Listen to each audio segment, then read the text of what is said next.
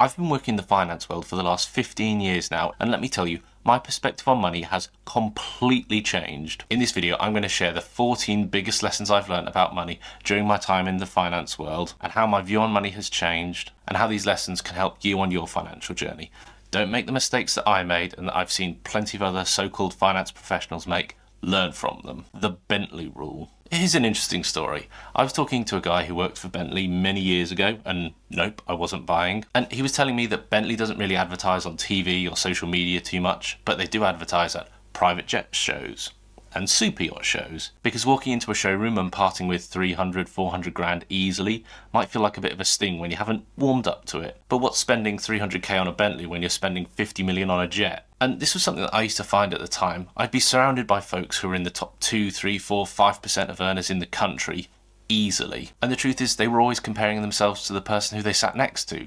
They had a bigger house, a faster car, sent their kids to a better school. And this really gave me that perspective that looking at just a fraction beyond your immediate environment can really help you keep things in perspective. And right away, this was something I hadn't even fully considered until I'd been working for quite a few years. Your natural inclination is to use the people immediately around you as a point of reference. And I actually have another story about Bentley later on in the video. The easiest way to double your money. There was this study that came out in 2014 from Forbes that found that people who stayed in the same company for longer periods of time were linked to lower lifetime earnings, finding, quote, staying employed at the same company over 2 years is going to make you earn 50% less over your lifetime career. And the truth is, I've seen this all over the place, that people will jump between companies for bigger pay increases rather than the incremental ones they would get if they stayed. This is something I've noticed is especially prevalent in revenue generating roles, people in sales, deal making, and lawyers too. And I think it's also worth noting that this is something that's even more important early on in your career. Those early salary raises can change the trajectory of your lifetime earnings and become infinitely valuable the older you get. So according to this study, if you want to double your lifetime earnings, then move jobs every 2 years or so.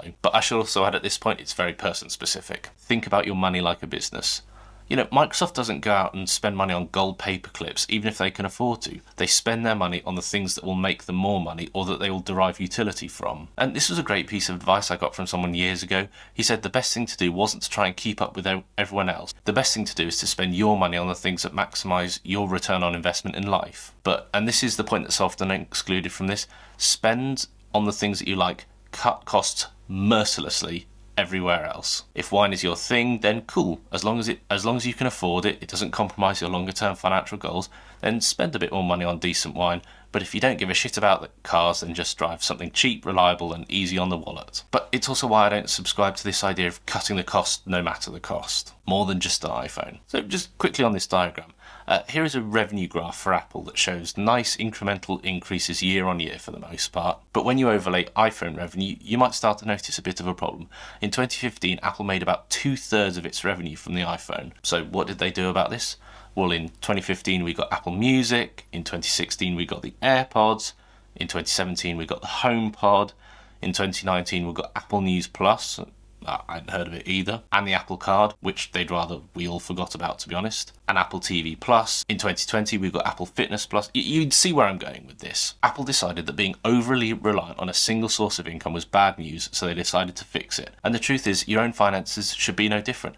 There's empirical literature on this one. A study from the IRS found that the average millionaire has 7 sources of income. In my view, putting more effort, money and energy into increasing your income is always going to be more valuable than finding new ways to cut costs. And again, this was another one I hadn't even considered. I'd assumed that people who had a lot of money had a good paying job that paid all the bills, and it never really occurred to me to have multiple sources of income. A big salary doesn't equal financial security. I used to work with or know people who made tons of cash, but the only thing they were more proficient at than making money was spending money.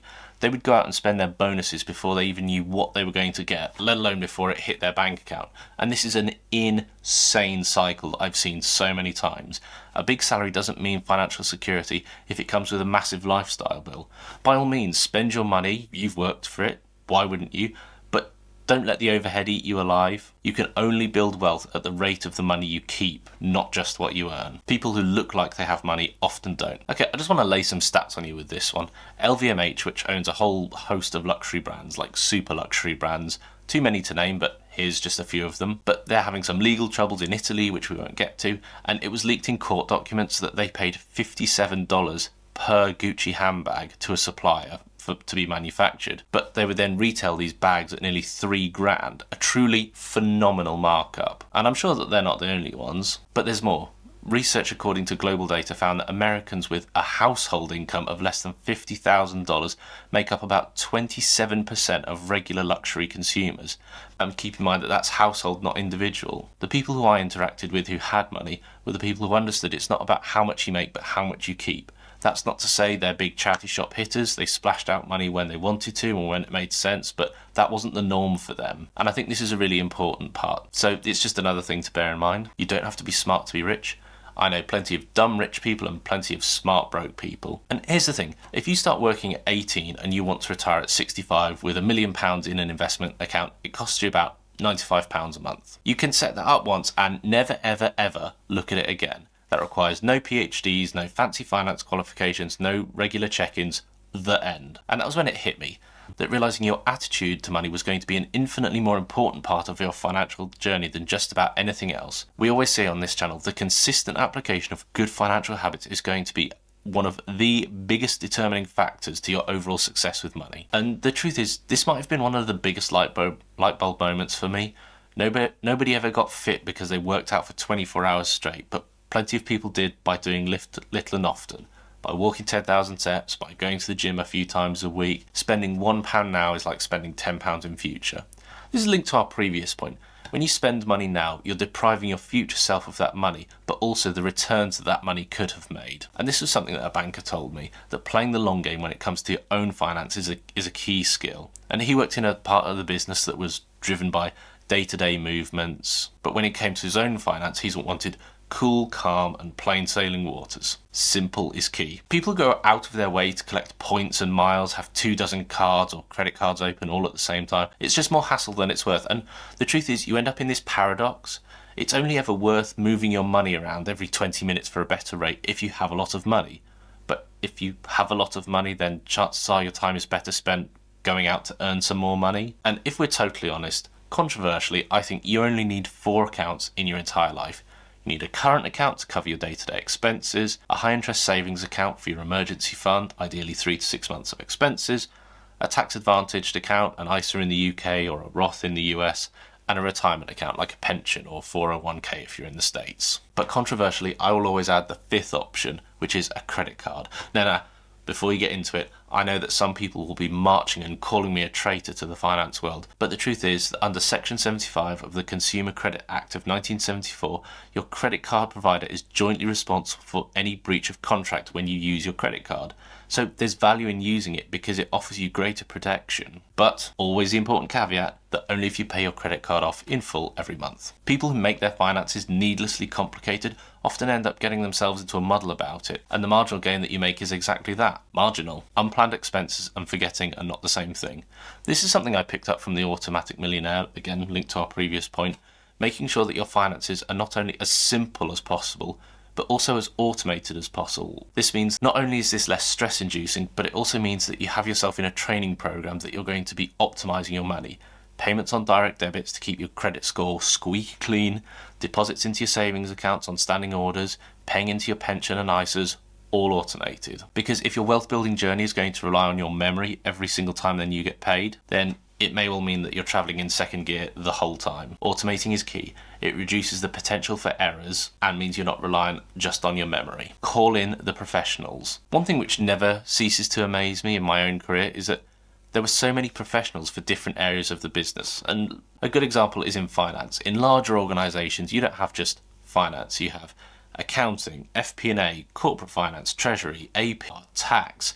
Even tax teams can be broken down into VAT and withholding tax. You get what I'm talking about, right? And it really occurred to me that there is value in paying someone who knows what they're doing when it comes to some of these tasks for you. For example, with this channel, it makes sense for me to pay someone to do the accounts for this channel because the business is pretty straightforward and the amounts involved aren't massive, and they just do this stuff day in, day out. Speaking of, if you've liked this video, please like and subscribe. It doesn't cost you a penny. Not everyone wants to be a millionaire. This is pretty much the thesis of this channel for the most part, that I don't think most people want to have a house in the Hamptons or a flat in Monaco. They don't want to fly private or deal with some succession-like situations and squabbles once they kick the bucket and they're dead and buried. Most people just want to optimise their finances.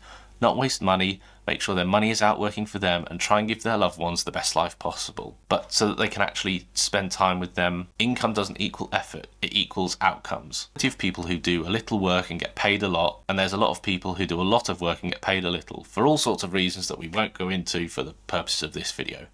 But income comes from people who are providing results, not the amount of effort that goes into producing those results. So always keeping that in mind when you're making financial decisions. Staying late in the office just so you can say you stayed late in the office, completely pointless. Completely pointless. Money doesn't make you happy.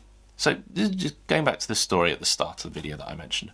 A few years ago, I was lucky enough to go on a VIP tour around the Bentley factory up in Crewe. This amazing building where craftsmanship is put at the front and center of everything they do. The cars are amazing and absolutely exquisite. Anyway, back to the story. And I was waiting for my tour to start, and I was talking with the guy who was on the tour after me, and he was a prospective buyer, obviously had a bit of cash, and I was just chatting to him, and he was telling me that he was here 6 months ago ordering a brand new Bentley which he just had delivered, and he wanted another one because his neighbour had got the slightly more expensive one, and to him this was the end of the world, and it was causing him some degree of angst. First world problems, I guess. And with that in mind, I would always recommend this book. It's a great read, and we did a whole separate video about it. Link will be at the end. The book is called The Good Life: Lessons from the World's Longest Study on Happiness. It's really an empirical analysis on what makes people happy and has some really interesting anecdotes to go along with the solid empirical studies that they do. One of the key takeaways in the books is they ask people who lived into their 70s, 80s, 90s and beyond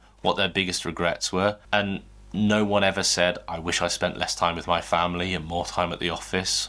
Pretty much all of them said the reverse. Yes, increased happiness is associated with increased income up to a point, and the point isn't as high as you might imagine. Thanks very much for watching. If you've liked this video, please like and subscribe. It doesn't cost you a penny, and if you think I'm talking absolute nonsense, then you can always unsubscribe later. Thanks very much for watching.